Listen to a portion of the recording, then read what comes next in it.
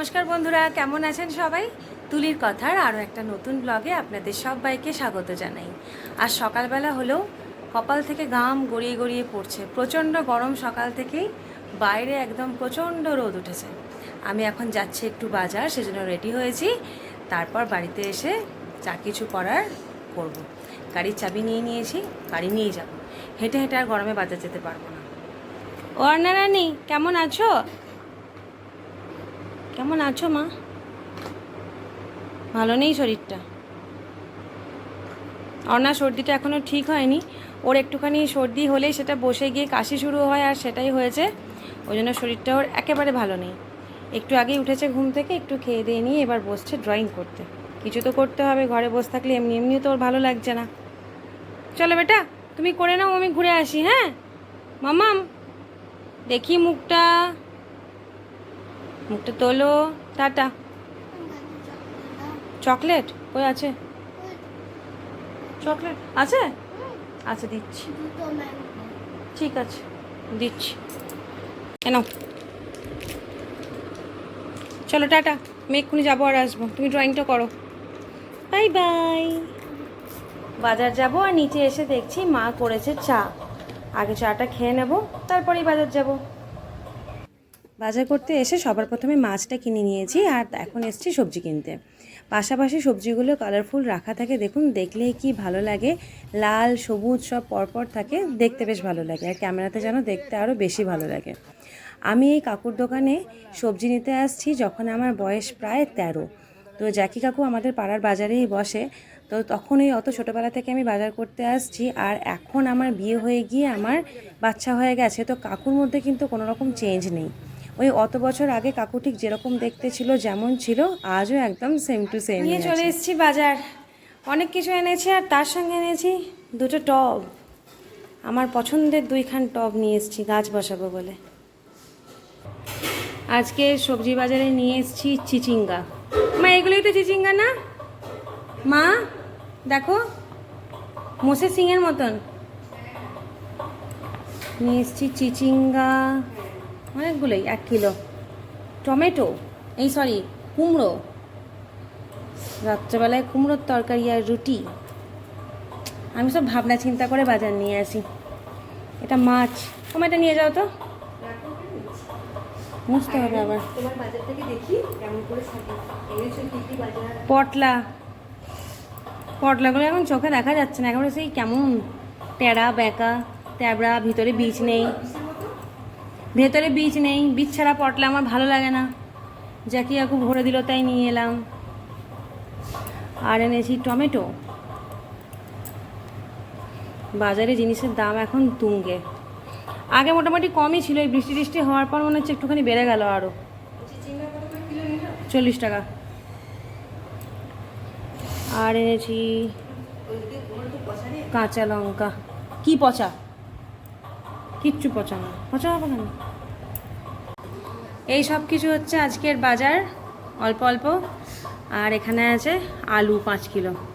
বৃষ্টির সময় আলুগুলো পচে যাবে বলে বেশি করে নিয়ে আসছিলাম না। এখন রোদও উঠেছে, আর তাছাড়া আমার বন্ধু বলেছে আলুর রস করে বেসন দিয়ে মধু দিয়ে মাখতে, গায়ের ট্যানগুলো উঠে যাবে। সেজন্য একেবারে 5 কিলো আলু কিনে নিয়ে চলে এসেছি। মা, অর্ধেকগুলো তুমি রান্না করবে, অর্ধেকগুলো আমি গায়ে মাখবো।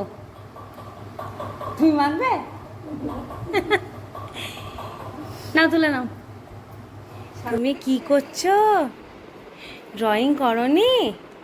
ওইটা কি হচ্ছে ওখানে? বালিশগুলো কই রে? কেন? দুপুরে তো শুতে পারবো না, গরম হয়ে যাবে। ও বাবা, দেখি এটা কে? বাবাই তুই আর আমি? ওইটার মতন, এটার মতন। বাহ, আমাদের পা কই? বাবাইয়ের পাগুলো কই বেটু? আমাদের তো না হয় শাড়ি জামা। ও আচ্ছা, ঠিক আছে, আমি তাহলে শিখিয়ে দিচ্ছি প্যান্টটা কাটা, তারপরে এঁকে নাও। পাটা ছাড়া কেমন লাগছে না দেখতে? হ্যাঁ, ভালো হয়েছে, ভালো হয়েছে, সুন্দর। দেখি, ও মা কি ভালো, তোমারটা তো বেশি সুন্দর হয়েছে, খুব সুন্দর হয়েছে। চলো টিফিনটা খেয়ে নি। না, একটু খাবে, চলো। কি এনেছি দেখবি? এই টপটা নিয়ে এসছি আমার বুবু বাচ্চার জন্য। নাকি কেমন হয়েছে দেখো। কিসের মোটিভ ওটা? ওটা কি টবে? আউল। দেখি ঘোরাও, কেমন দেখতে লাগছে। মানে চোখগুলো আবার নড়ছে রে, ভিতরে আইবলগুলো। টপটা নড়া, টপটা নড়া, দেখ আইবলগুলো কেমন নড়ছে না। ভালো হয়েছে। আর এইটা একটা দেখো সিম্পল এনেছি, নানু বলছিল না ওখানে রাখতে মানি প্ল্যান্ট। চলো খেয়ে নি, চলো। মুখে দিও না বাজারে আনা জিনিসগুলো, তোমার এই এক বদগুণ। দাও এখানে প্লাস্টিকটা দাও, এটা ঢোকাও বেটা। দুটোই ঢোকাবে মা, দাও। পাথরটাই এখনই দেবো, খেয়ে আসি, চ এসে দেবো। No, yes. কবে থেকে দেওয়া হচ্ছে না, এক্ষুনি দেবো, এনে ধর। বৃষ্টির পরে রোদটা উঠলে না, এই রোদে সব কিছু রোদে দেওয়ার যে একটা এনার্জি, সেই এনার্জি লেভেলটা একদম অন্য লেভেলের। মনে হয় যে যা আছে ঘরে সব ধরে পাকড়ে রোদে দিয়ে দেবো। দুপুরবেলা একটুখানি শুতে কষ্ট হবে, ঠিক কথা, গরমের মধ্যে আবার এরকম বালিশগুলো গরম, কিন্তু তুলোগুলো একেবারে বসে গেছে। একটু রোদে দিলে বালিশ বিছানাগুলো একটুখানি ফাঁপা ফোলা হয়ে যাবে আবার। প্রচুর রোদ, প্রচুর, এত ঘাম হচ্ছে, একটা টিপ পর্যন্ত সকাল থেকে পড়তে পারছি না। টিপটাও ঘামের চোটে গড়িয়ে গড়িয়ে চলে এসছে। আর আমার গলাটায় যে কি হয়েছে কে জানে, একদম সেই ঘ্যাস ঘ্যাস ঘ্যাস ঘ্যাস করে আওয়াজ বেরোচ্ছে। সত্যি করে ব্যাঙই ঢুকে গেছে মনে হচ্ছে। গলাটা কবে থেকে এরকম খসখসে কথা বেরোচ্ছে, মসৃণভাবে বেরোচ্ছে না। এটুকি টিফিনে খাওয়াচ্ছে একটুখানি ভাত, ঘি আলু সিদ্ধ দিয়ে। আর আমরা খাবো মুড়ি, মুড়ি মুড়ি। এসো এসো এসো তাড়াতাড়ি। মা যা ভাত দিয়েছ, এতটা ভাত বেটু খেতে পারবে না, মাখা হয়ে গেছে, এতটা পারবেই না।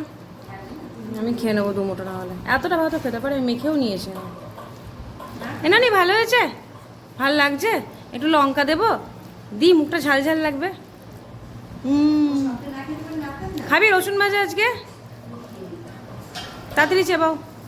আমরা যখন স্কুলে যেতাম, তুই তখন কোনো রকমের ভাতটা খাস, আমরা তখন ভাত, আলু সিদ্ধ, ফ্যান ভাত খেতাম। সে ঝোল ঝোল থাকে না একটু ভাতের ফ্যান, তার সঙ্গে আমার মাছ ভাজা, না হলে ডিম সেদ্ধ। মাছ ভাজা দিয়ে তো লাগতো না তো ফ্যান ভাতটা, মাছ ভাজা দিয়ে ফ্যান ভাতটা খেতে বেশি ভালো লাগতো। হ্যাঁ ডিম, হ্যাঁ কি করবো সোনা, তোমার ডিম খাওয়া বারণ, আমার তো কিছু করার নেই, বলো।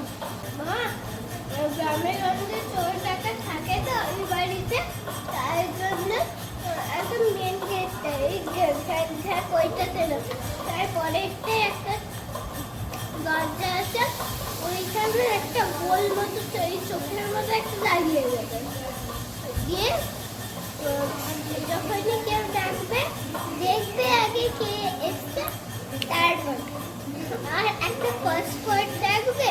কি রাখবো? পাসওয়ার্ড। পাসওয়ার্ড, আচ্ছা। কি বলতো? কি বলো তো? ওই গোল গোল চোখের মতো।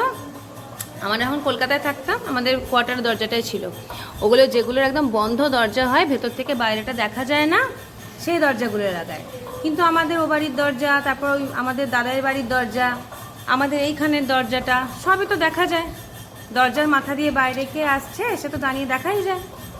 যদি একদম পুরো বন্ধ থাকতো তাহলে একটা ওরকম লাগাতে হতো। পুরো বন্ধ করে দেবো, দিয়ে লাগাবো? আচ্ছা, মানে ওটা লাগাতেই হবে, তাতে দরজা বন্ধ করতে হয় করি, ঠিক আছে লাগাবো।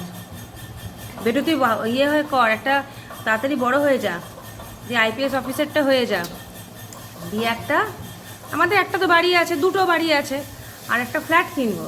এবার ফ্ল্যাটের দরজাগুলো তো ওরকম বন্ধ বন্ধ হয়, সেই ফ্ল্যাটের দরজায় একটা ওরকম লাগাবো, আই হোল। হ্যাঁ, মুখ থেকে খাবারটা বেরিয়ে আসছে কেন? লাগাবি তো?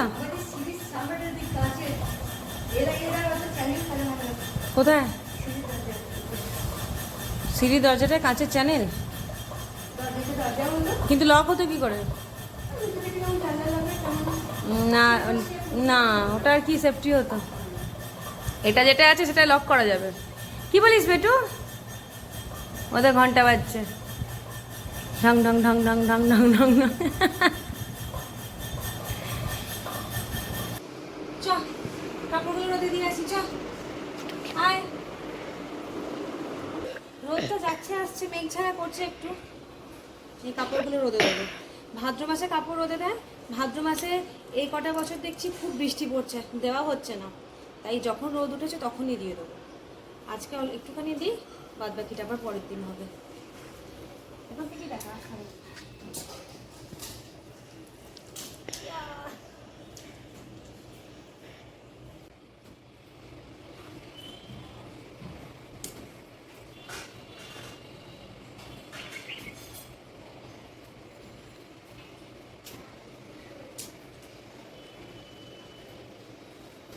রোদ্দুরটা বড় হিংসুটে, কাপড়গুলো যেই না দিতে এলাম অমনি পালিয়ে গেল।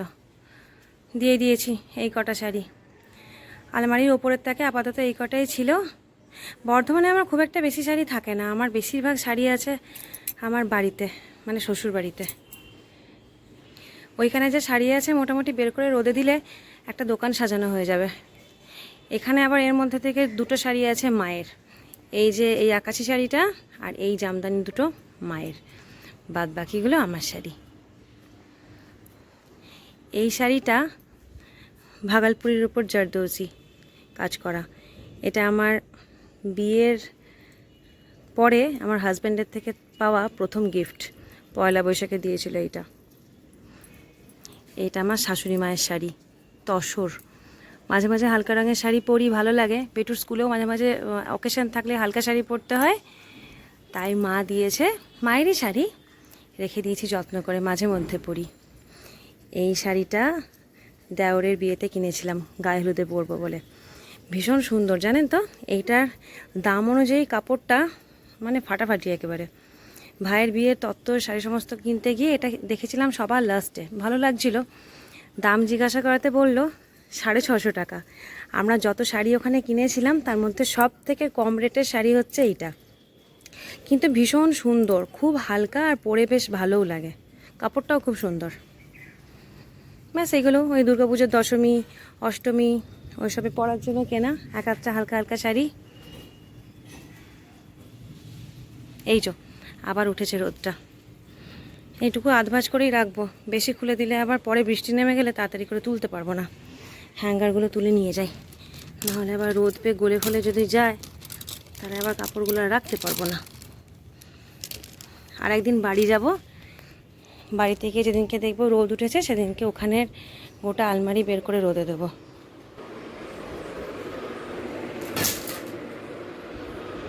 তবে ওইখানে জামা কাপড় রোদে দেওয়া এতটা সহজ হবে না।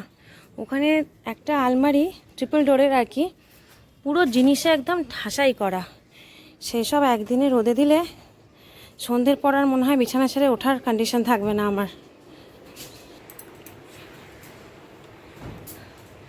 প্রতি বছর ভাবি ভাদ্র মাসে রোদে দেবো, একটা সেই কথাতেই আছে না, ভাদ্র মাসে আলমারি জামা কাপড় বাক্সে জামা কাপড় সব রোদে দিতে হয়। কিন্তু এই কয়েক বছর ধরেই ভাবছি দেবো, ভাদ্র মাস পড়লে আর তখনই এত বৃষ্টি হচ্ছে, দেওয়া যাচ্ছে না। বাবারে যা রোদ, চোখটা খুলে তাকাতে পারছি না। সেজন্য ভাবলাম আজকে যা রোদ উঠেছে আজ থেকেই কাজটা শুরু করি। আজকে কটাই থাক, কালকে আবার একটু সোয়েটার টোয়েটারগুলো বার করে দেবো। বছরে একবার একটু রোদ খাইয়ে ন্যাপথলিন দিয়ে রাখলে না জামা কাপড়গুলো গন্ধ হয় না, বেশ ভালো থাকে। এই হচ্ছে ব্যাপার। শাড়ি ফাড়ি কিনে আমি শুধু আলমারি ভর্তি করি, অকেশনালি পরি, পুজো আর্চায় পরি, কিন্তু এই যে হুট করতেই বাইরে বেরোবো শাড়ি পরবো সেই ব্যাপারটা আমার আর হয় না। সময়ও হয় না, ধৈর্যও কুলায় না, ইচ্ছাও হয় না। তবে কোনো পুজো টুজোতে আমি আবার চুড়িদার পরি না, শাড়িই পরি।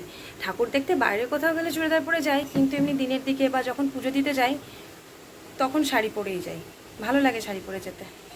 পরিপাটি করে পরলে সাজলে দেখতে তো সুন্দর লাগে, কিন্তু এমনিতে প্রতিদিন অত পরার ধৈর্য সময় বললাম না, কোনোটাই হয় না। এই হচ্ছে গিয়ে ব্যাপার। আপনারা কি করেন আমাকে তো কেউ কমেন্টও করেন না, কি করে জানবো আপনাদের কীরকমভাবে কী চলে। কমসে কম দেখে একটুখানি করে কমেন্ট করবেন, তাহলে তো আমার ভালো লাগে যে আপনারাও আমার সঙ্গে গল্প করেন বলে। না হলে মনে হয় আমি একা একাই বকি, ভিডিওগুলো শেয়ার করি, কেউ দেখেও না, আমার সঙ্গে গল্পও করে না। মনের দুঃখে আবার পরের দিন সকাল থেকে শুরু করি, কি আর করব।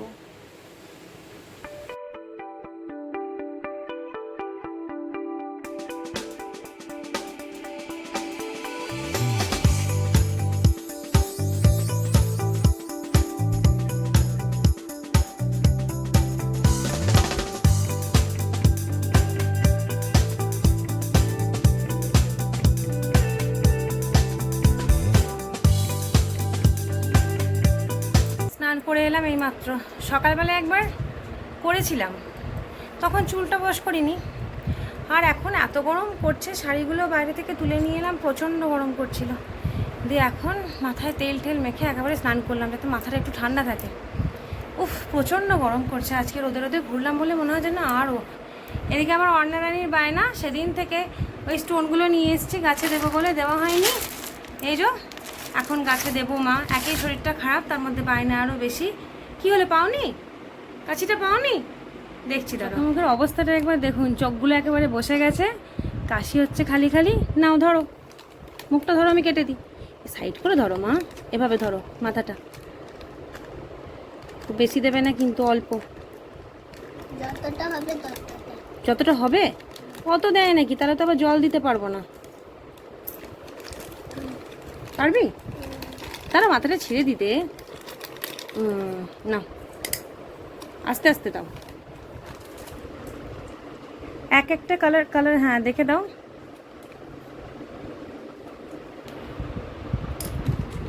তুমি ঢালো না, হাতের মধ্যে অনেকগুলো ঢালো, ঢেলে দেখো। খুব সুন্দর সুন্দর। খুব সুন্দর সুন্দর, ছোট ছোট বলো। ওগুলো সব ব্লু চলে যাচ্ছে তো। এই নিচে করে ঢালো না, নিচে হ্যাঁ, নিচে অনেকগুলো ঢালো, একসাথে নয়, কয়েকটা ঢালো।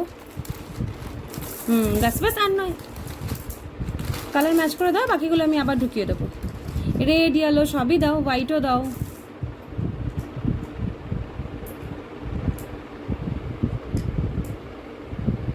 পার্পেল দেব আমি। দাও পার্পল। পার্পেল আমার খুব পছন্দের কালার।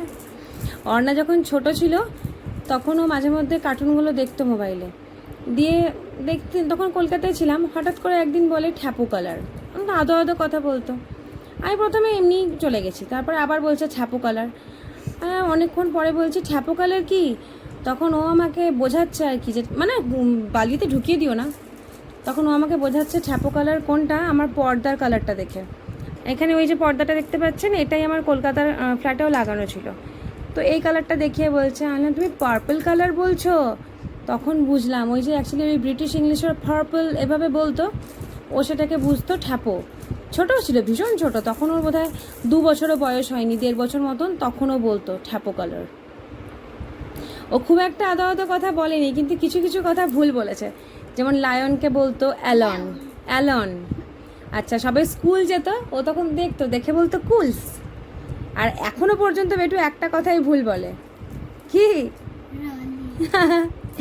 ও লরি এখনো বলতে পারে না, লরিকে বলে রলি। আমার মুখ দিয়ে ভিডিও। অ্যাকচুয়ালি ভালো, ছোটোবেলায় একটু একটু কথা উল্টো পাল্টা বলা ভালো, শুনতেও ভালো লাগে। বড় হওয়ার সঙ্গে সঙ্গে সব তো ঠিক হয়েই যাবে, তখন তো গোটা গোটা কথাই বলবে, স্পষ্ট কথাও বলবে। আমার কি কি কালার পছন্দ দেখবে তোমরা? দেখাও, মুখে বলো, কালারগুলোর নেম বলো। এই দেখো, পার্পল, স্কাই এন্ড পিঙ্ক। এই তিনটে কালার আমার খুব পছন্দের। খুব ভালো, দিয়ে দাও ওখানেই, পটে দিয়ে দাও। আর দেবে না এটা? আর কয়েকটা দাও, ওটা তো একটা সাইডে হয়ে গেল। এদিকটা এত দিও না।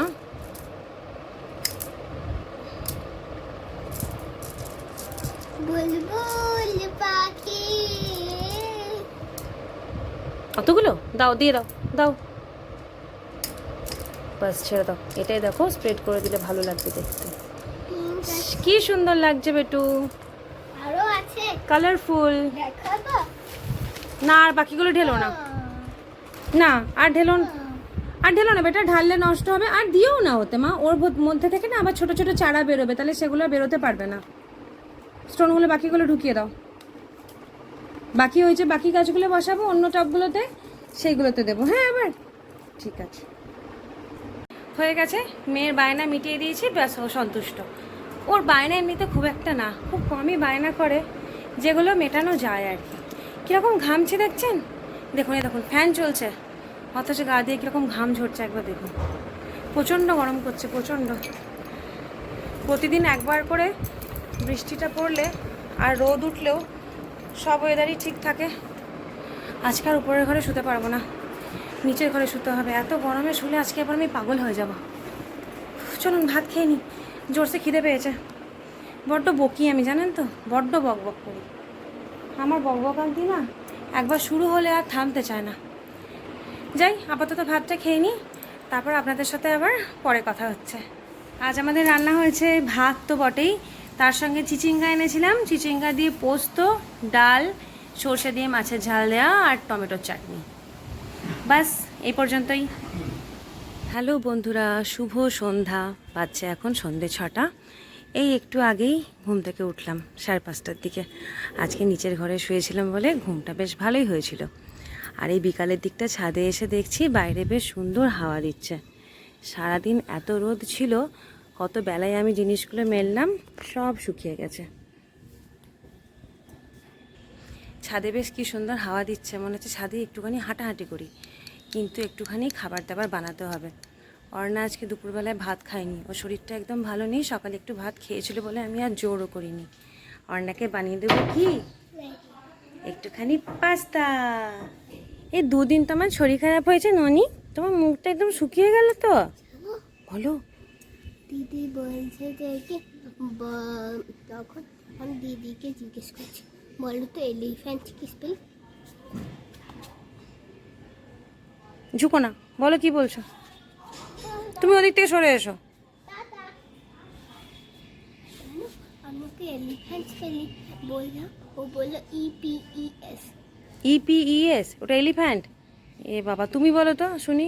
ELEPHANT elephant. বাহ, তুমি তোমার গুড গার্ল। নানু আমাকে তুমি আমার শিখিয়ে ছোট্ট দিয়েছিল। ছোনামা। নানু আমাকে মুখস্থ করে দিয়েছিল। ও তোমার আগে মুখস্থ ছিল না? কবে মুখস্থ হলো? অনেক দিন আগে। সেটাই বলো, অনেক দিন, অনেক বছর আগে। এলিফ্যান্টের মধ্যে আরেকটা কি ওয়ার্ড আছে মামাম? এলিফ্যান্টের অ্যান্ড। গুড। দড়িটা ছেড়ে দাও, ছিঁড়ে যাবে। ফুস, ওদের গাছগুলোর কি অবস্থা হয়েছে দেখ, স্থলপদ্ম গাছের পাতাগুলো লুটিয়ে যাচ্ছে। বেটুকে পাস্তাটা বানিয়ে দিই। চল বেটু, পাস্তাটা বানিয়ে দিই, খা, তারপর একটুখানি সন্ধেটা হোক, গাছগুলো তারপর জল দেব। মা বলো।